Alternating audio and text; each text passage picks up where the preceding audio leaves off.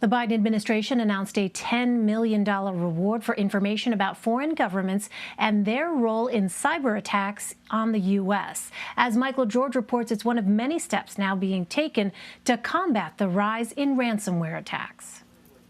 Ransomware attacks are rampant, freezing computer systems for everything from a meat processor to hospitals and even schools. Experts are projecting our K through 12 schools will face a nearly 90% increase in the number of ransomware attacks just this year. At a hearing on Capitol Hill, lawmakers and experts painted a bleak picture. Ransomware is the #1 cybersecurity threat that we all face today. A cyber attack on a hospital has the potential to threaten life and limb. Efforts are being made to stem attacks. The Biden administration is stepping up the investigation of foreign hackers, and on Tuesday issued new cybersecurity requirements for pipeline operators after an attack in May shut down the Colonial Fuel operation for days. Witnesses at the hearing say collaboration is key, like the Ransomware Task Force, which has tech companies and government agencies working together. Government has law enforcement and intelligence resources that private sector cannot match. The private sector has access to data and technological resources that governments cannot match. And experts say there are easy steps we all can do to prevent a ransomware attack. Analyze email closely and be wary of links. They could contain malware from a hacker. Use long, strong, and unique passwords for each account. Look, all of us are tempted to reuse passwords.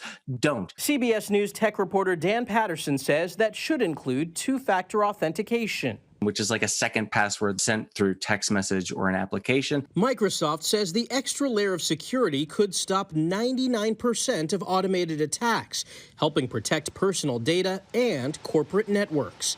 Michael George, CBS News, New York. For more, I want to bring in CBS News senior investigative correspondent Catherine Herridge. Hi there, Catherine. So the Department of Homeland Security issued a new directive today. What does it do?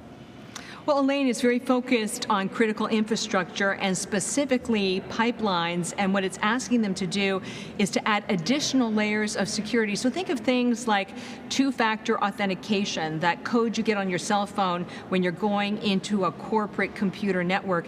And it's also asking them to build redundancy with the data, and what that means is having a backup to their data in the cloud, so if they are the victim of a ransomware attack, and their data is taken hostage and scrambled, they can effectively just throw away the key and say to the ransomware gang, you can have the data because I have a complete backup in the cloud and I can use that to get back to business, Elaine.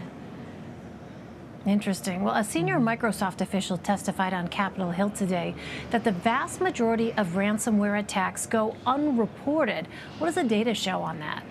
Well, that's correct. A senior Microsoft official testified that according to one of their own internal corporate reports, about 99%, so virtually all cyber attacks, go underreported in the public domain. So why is that? First of all, many are ransomware attacks, and the companies prefer to pay the money to try and get back to business, and they don't want to publicly acknowledge the attacks because of the potential reputational damage to their firms. So what that does is create the perfect environment for these ransomware gangs to build essentially a business model that has been so effective, Elaine. Well, there was also testimony about the vulnerabilities of the American healthcare system. What's the appeal of hospitals' data to hackers? There are two central objectives for these ransomware gangs when they target a healthcare or hospital network. Number one is simply financial. They want to get a ransom payment from this entity so they can get back to business. But number two, especially when you look at these Chinese-backed hackers, intelligence officials tell me here at CBS News that they're after the data itself. Think about how much your health records have about you, your social security number, your home address, your medical history.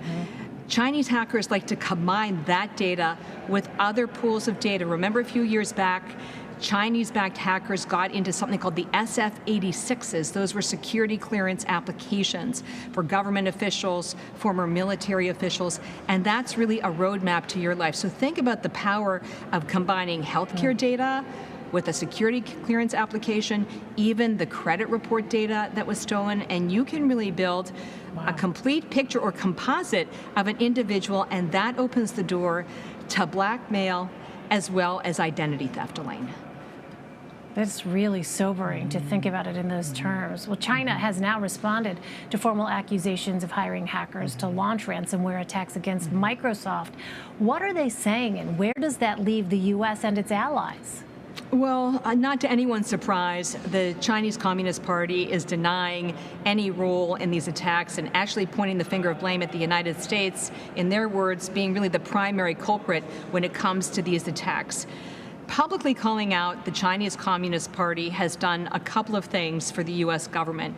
It's allowed them to build a very public consensus with their allies. So the U.S. government, its allies in Europe, the European Union, as well as NATO, and they've effectively put down a marker for the Chinese government. And as one senior administration official told CBS News, it's going to take more than one country and one single act to modify Beijing's behavior, Elaine. All right, Catherine Herridge reporting from Capitol Hill for us. Catherine, thank you.